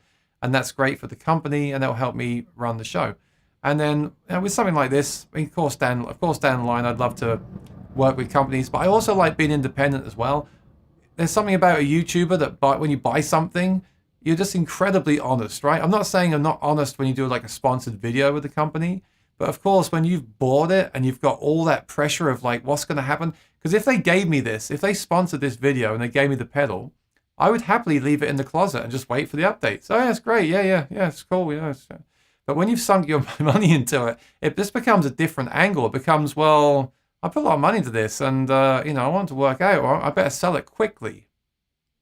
So it does give a different angle. So there's good sides to both. I'm trying to navigate a situation on this channel where I have sponsors from companies that like what I'm doing and feel I can show off their gear in a positive way, but also maintain this honesty and like, hey, this is a bit crap and this is great and this is, I really like. I mean, hopefully you can just tell by my how I am. Like, I'm really happy today. I'm really excited with this update. I'm really excited with this guitar. You know, I think it's important to take your time with reviews as well, because I was really excited about the Strat that I got from Harley Benton, but now I'm kind of disappointed because I had time to let it sit around and see what actually would happen in that in the real world. I didn't just get it, review it, and send it back. I got it, and I've left it in the apartment, I've played it a bit, and now I can say, yeah, it's all right if you can fix it up yourself, but I wouldn't recommend it. Whereas this guitar, I can say, well, I wish the frets were polished out of the box. That would blow my mind, but they weren't. But if you're happy to just to polish the frets, which is not hard to do, then it's a great guitar. So, metronome is so important. I don't do it enough. I was actually hoping they'd put a metronome in the quad Cortex, because the fractal pedals have a metronome built in. See, that would add even more value to this thing. And I don't know why there isn't a metronome built in. I hope they add one in the future. I presume they will, because it's in their plugins now. So Yamaha is a company I'd love to work with. Yamaha acoustics, although I don't rave about them all the time and talk about how I love the smell of them and all this stuff, I do believe they're one of the best, if not the best, value for money guitars in the world. I was just talking the other day to a guy about a Yamaha acoustic that's about $900 that he's gigging with that sounds fantastic. It's like a bit like this. Like, if I had that guitar the rest of my life, I wouldn't be disappointed. It's a similar spec to my custom shop Martin that I recently got a few months ago. It's great. So when I do the lessons on Saturday, I'm presuming that I'll get a lot of beginners. I mean, the lessons will be the beginner version and the advanced version in the same video. But I'm hoping I'll get a lot of beginners, and I want to recommend them an instrument. So I don't feel that comfortable recommending Harley Benton right now based on that Strat for an acoustic. I do feel comfortable recommending Yamaha, because I've reviewed a Yamaha guitar, which is 350, which is great starter's guitar. And I'd love to get hold of a couple of models and rotate them on a Saturday and have that kind of sponsored by Yamaha. But that's something I have to approach them for. And I know this stuff takes time. I think I'll do a few weeks of lessons. And if I get the numbers, then I'll contact them to see if they want to come on board. But just in case it doesn't work out, I haven't reached out yet.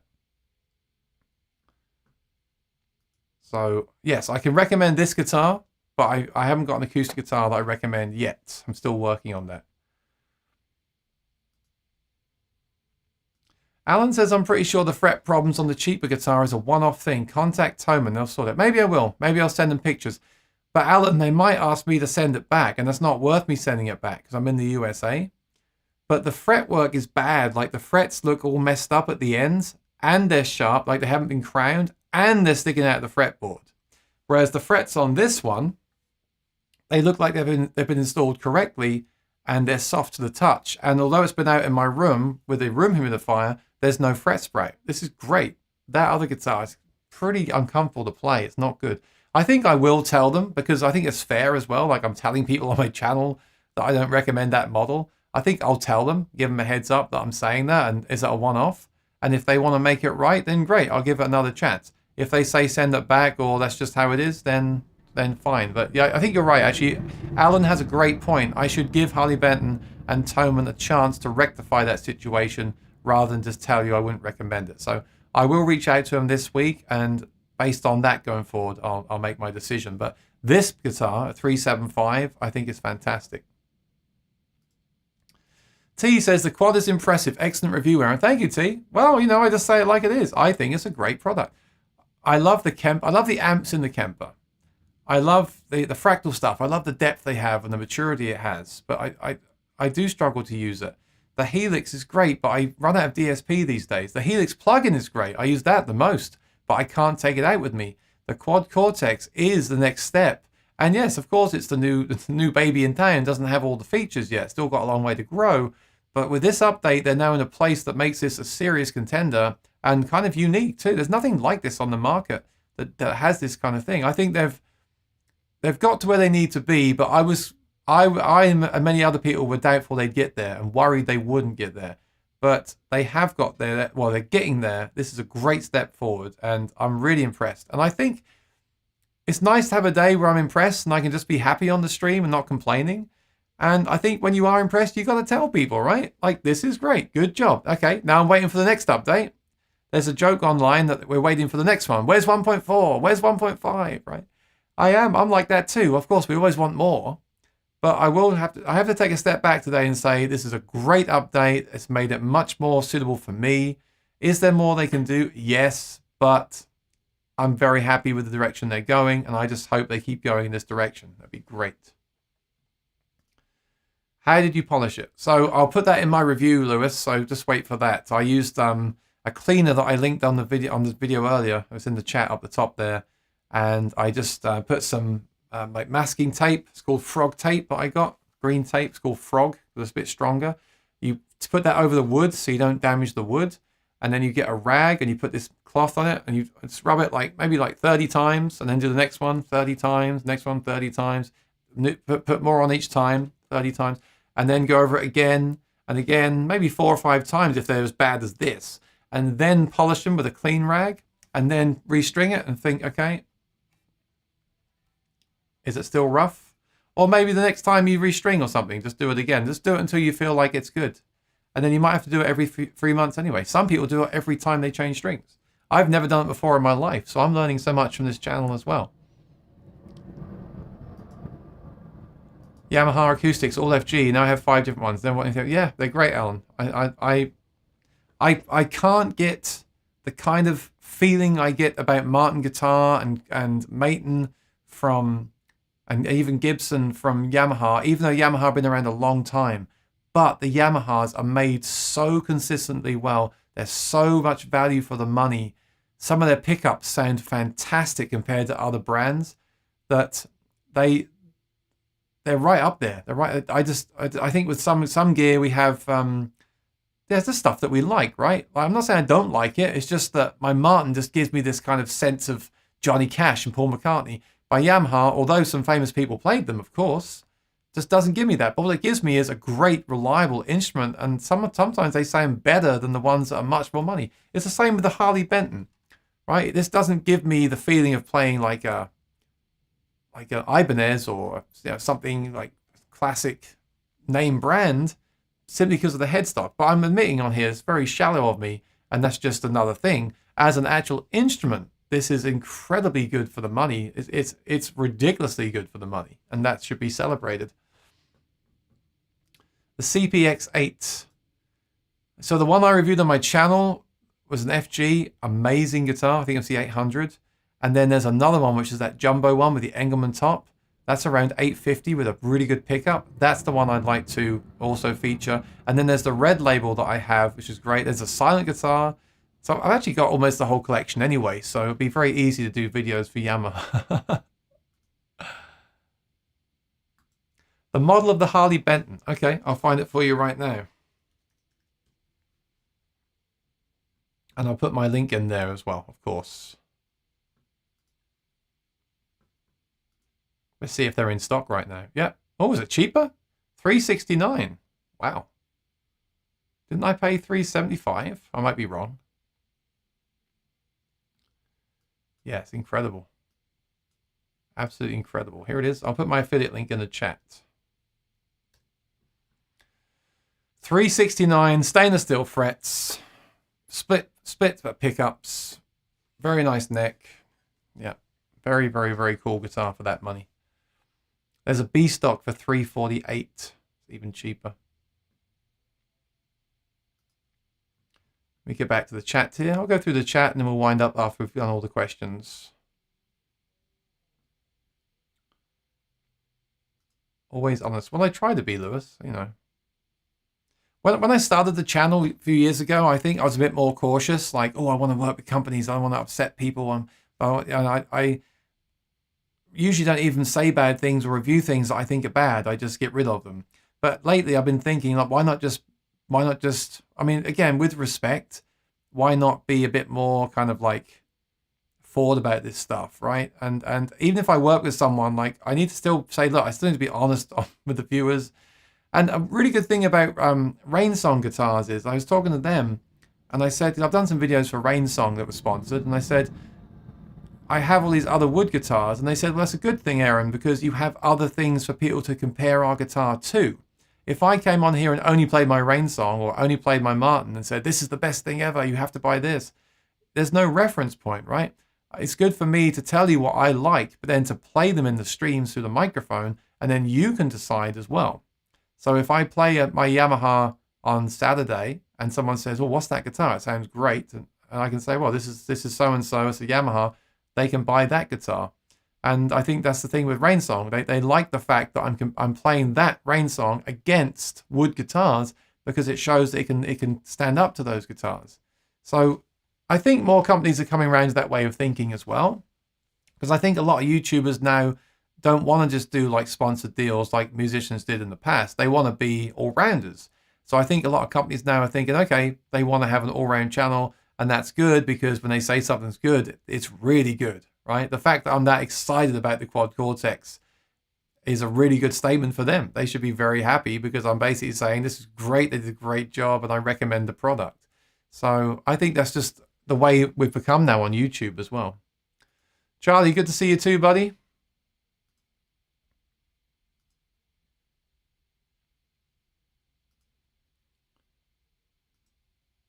Lee's first guitar was a CPX5. I think I had a CPX at one time. I don't think that was my favorite, to be honest. But, oh, whoa. Something just made the noise that I was leaning on. It may be the neck on this guitar because I took the neck off to sand the scratches out of it that I made with that cleaning stuff. But there's nothing cracked. What does the 8 and the 5 mean? 8 and 5. On what? I don't know what you mean, Lewis. Please clarify. Just say all what you just said to Toman. You'll be surprised. Okay, I'll try.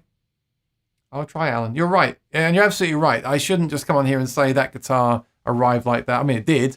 But I should really give them the chance to fix it, right? Maybe they'll say, hey, have your money back, right? That's not normal. You don't know. And if they did that, then fine. I got no problem, right? I'll recommend it then. You know, I've seen a lot of expensive gear the last 12 months with issues, like small issues. And I don't think it's a reason just to return something or give up on something at all.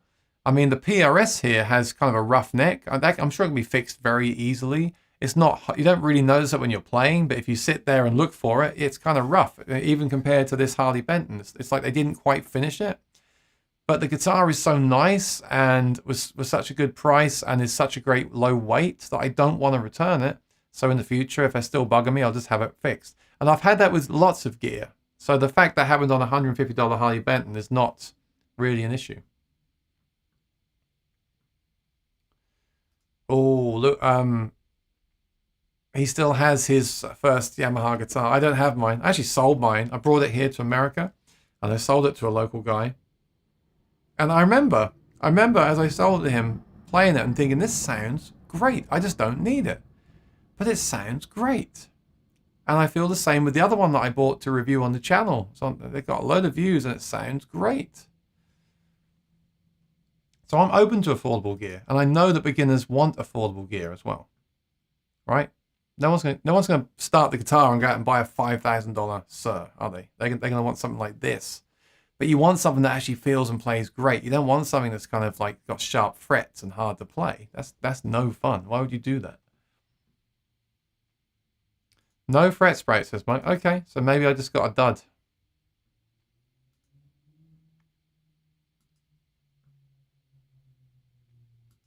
Harley Benton SC550 Plus are getting great reviews as well. SC550 Plus. SC550 Plus. Oh, looks like a Les Paul. Looks great.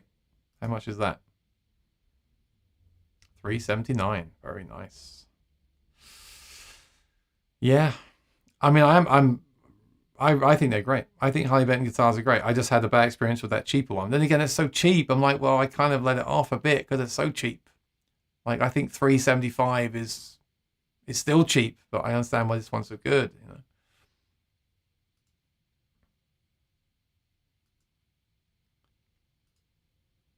Saturday's lesson, yep. I'm excited for that too. So just in case you don't know, Saturdays I'm adding a new stream at 1 p.m. EST to teach a song. I'm going to teach a beginner's song, and then maybe try to show away how I might jazz it up for if I was playing it at one of my gigs.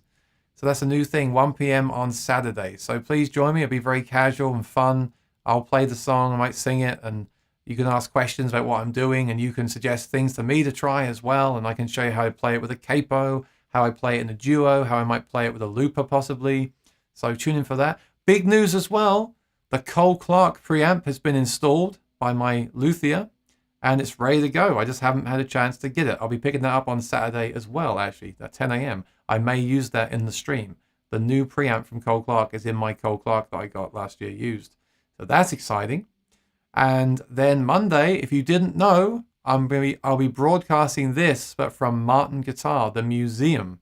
So please, of all my streams, please attend that one, because I want the numbers. I want to impress Martin so they have us back again. That's 4 p.m. EST on Monday from the Martin Museum. That's going to be really exciting for me, I tell you. The Martins are too expensive, says Alan. The only thing I don't agree with you is that they are starter guitars. Yes, I know I got my first one, FG180 in the 70s. I'm hooked. Yeah, well, I think the FG180 from the 70s might be a bit different. I haven't played one. And no, don't get me wrong. When I say starter guitar, I don't mean they're not as good. I mean starting out as in like financially they're accessible. Because the one I have was about $300. So it's accessible, right? But it blew my mind. I'm like, this thing just sounds like a great guitar. There's nothing cheap about it. There's nothing really lacking. It's a great instrument. And sometimes I'll play 3,000 guitars and think this isn't really a great instrument. So yeah, don't get me wrong, but I really mean it's a great way to get into guitar and have a great instrument off the bat. The one I'm thinking about, which is like $950, which is Engelmann on top. I mean, that could be your lifelong guitar, and that's still very accessible, under $1,000, and it's got a really good pickup as well. So I don't mean it like that. I really mean it as a way into the guitar and get an instrument which is still fine. Like this guitar here, I would say is a starter guitar because of the price, but I'd have no problem playing this at any gig that I ever do. It's a great guitar, and I think that is incredible, because sometimes we say, well, this is a starter guitar because it's affordable and it's okay, get you through some lessons. But when you can say this is a starter guitar because everyone can afford it, well, a lot of people can afford it, and it's an incredible instrument, that's different, right? That's a really cool thing. Okay, no frets right on that one. Okay, I better tell them. You're absolutely right. I'm going to tell, when we get off the stream, I'm going to tell Harley Benton, tell Toman. I'm looking forward to the Harley Benton because you said it sounds great and feels good enough. One day it'd be nice to have an SE2. But even if that Strat that I got from Harley Benton didn't have the fret problems, if they'd done the frets better, even then, this is a real step up, in my opinion. If you can add the extra $200 onto that price, it's just a different league. This guitar is just a different league. Very nice, David, yeah. Well, Harley Benton do amps as well. But this digital stuff is good. I'm a real stickler for real tube amps. I love playing through the real tube amp. But like the Kemper and the Quad Cortex, they kind of get me there with these in-ears. They kind of get me there. I don't really miss it. But there's still nothing like an amp in the room. But yeah, this stuff is... Maybe I'm getting more used to it now. But I really don't have... I don't think to myself, there's not an amp there. With some of the stuff. Some of the stuff I do, and some of the stuff I don't. Yay! So you got your Head Rush firmware yesterday, and we got the Quad Cortex firmware today, Doc. Hey, good to see you here, new friend. By the way, if you are new here, please subscribe, ring the bell. It really helps me out. It really does. And also, please watch the videos. That helps me out even more when people watch my videos. Have you tried the Headway acoustic equalizer? I've read about it a lot. I've looked at it a lot. I don't think I've actually tried one. Yeah, my thoughts on these preamps these days is there's kind of other ways I would go. Like some of these preamps are very good, but they're a lot of money for what they are. The one that I reviewed from Sun Audio is good. I like that because it's small and battery powered, can live in my guitar case, and it is a great preamp. But these preamps, they only do so much to your signal, where something like an HX Stomp can do so much more. They can give you the reverb, the tuner, the volume boost, the EQ, all in one pedal. So if you want to be analog and stay true to analog, I've heard there's a great preamp, the Headway. I really like Sun Audio too. I was really impressed by the two acoustic preamps I reviewed for them. One of them is a bit more expensive. It was like $800, but it's a dual preamp. Again, you could use something like a quad Cortex for that job.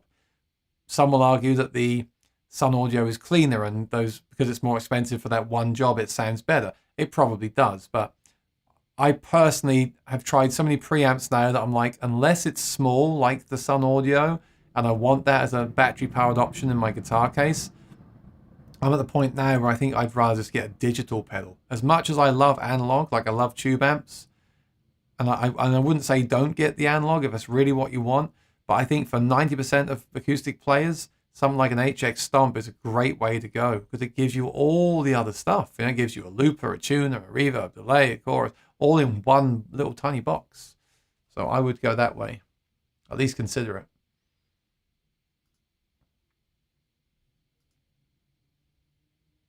Oh, of course I'll sniff the Martins in the museum. I would be crazy not to, wouldn't I? Well, Lewis, I hope you got your t-shirt. Please get a Soundhole Sniffer t-shirt, support the channel, and then wear that in your TikTok videos. I'd love that. Get one for your sister too. Alan says, I've always been a traveller, so inside, outside, bonfire, cold change. Of course, the Martins and Co are wonderful, but wouldn't do that with a Martin. Well, exactly. It's good to have another guitar.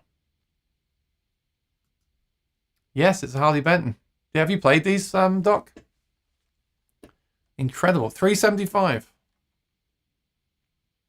$375. You have to pay the shipping to the USA, of course. There's no duty or anything, no tax. So just $375 and then $80 shipping. Absolutely incredible. Love it. If it sounds good, it is good. That's right. I'll definitely add more money. Lewis is leaving. Lewis, I'll see you on Sunday. So Sunday's the concert? I got 4 shows now. Monday, 4 p.m. EST, Martin Guitars. Wednesday, 1 p.m. EST, Gear Chat. Saturday, 1 p.m. EST, Guitar Lesson. And Sunday, 4 p.m. EST, concert. I got more stuff online and offline now. But I do love it. Oh, Toman is closed. We are 8:40 here. Try them tomorrow. No, I'll email them, Alan. Alan, I'll send them close-up pictures of the fretwork. It's really bad. It's just bad. I'm getting a great sound out of my K&K Mini with the Headway. Well, I use something similar. I tried the K&K with the Sun Audio preamp, and it does sound really good. The K&K is a great platform. It's not my choice these days on stage, but it does have a great natural, really natural sound when you use it with something like a good preamp, or even like the VoicePrint DI, the Baggs VoicePrint DI, which is also a preamp, but it's a digital preamp that makes an IR. That sounded fantastic with the K&K. But that's not actually the sound that I want right now with the venues I'm playing. I want something very immediate and very direct. So I'm really enjoying the Anthem. I just love the sound of that pickup so much. And I'll also like to try the new Cole Clark preamp. I like the mic and the undersaddle sound at the moment, just for that feel and that sound. But yes, the K&K with a good preamp is a fantastic natural tone. And I think we might see some more of those style of pickups this year. So keep your eyes open. I've heard some rumors. And I'm sure it sounds great. I'm sure the Headway and the K&K sounds great. I would also recommend you try the VoicePrint DI at some point with that as well. That also sounds excellent. But hey, if it works for you, then that's great. Yeah, K&K for me is interesting because it gives the body sound, it's affordable, it's low maintenance on the guitar, there's no batteries, it can sound really great with a really good preamp. I like it, but I just like an undersaddle in my guitar as well. It's just something about that attack that it has that works for what I do. I just do a lot of heavy strumming while I sing, you know, so I like that kind of polished tone. That's kind of what I've gravitated towards anyway. Check them out, Doc. They have a bunch. They have Strats, Tellys. I was just saying, the Strat I got has a bit of a fret problem. If you're good with guitars, which you are, you can always maintain them yourself and fix them up yourself. But this one was perfect out of the box. I just had to polish the frets, that was all.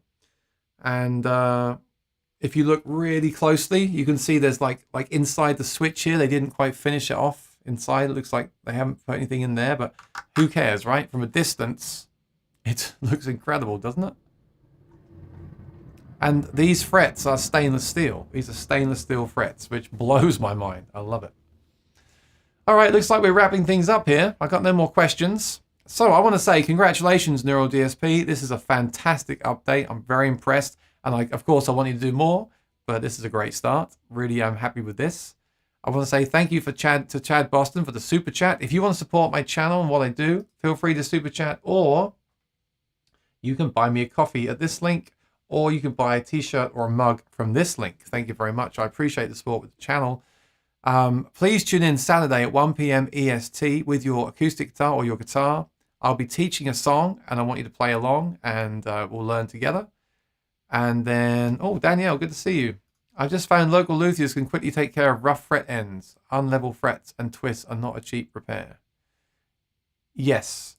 But believe it or not, where I live, I find it very hard to find people I either trust or that I think would want to do those jobs. They're just annoying jobs, right? Like filing down the frets and then crowning them. That's just an annoying job. So I'd rather the guitar just came like ready to go. And then, so join me Saturday at 1 p.m. EST if you're around for the lesson. Sunday at 4 p.m. EST if you're around for the performance, where I'll be using the new preamp from Cole Clark. And then Monday at 4 p.m. EST, live from the Martin Museum. Can't wait. Can I link my self-made video on YouTube? Of course you can. Yeah, you can put videos in there. It's no problem. If you've got a YouTube channel, put your link in the channel. We'll check it out. And if you like it, subscribe. If you want to send me a video to show on one of the shows, then feel free to send it to sayhi@aaronshortmusic.com. If you've got a Harley Benton or a model or something, you want to say, hey Aaron, I saw your show and I think this, check this out, send it over. I'll show it on the channel, or at least I'll check it out. That'd be cool too. Like on the lessons on Saturday, if you're playing the lesson and you learn the song, feel free to make a recording of you playing the song and send it to me, and I'll show it on the following week's program. That'd be great. Kooky says Monday. I actually forgot I'm going, Kooky. I actually forgot all about it, because I just cannot wait to play those guitars.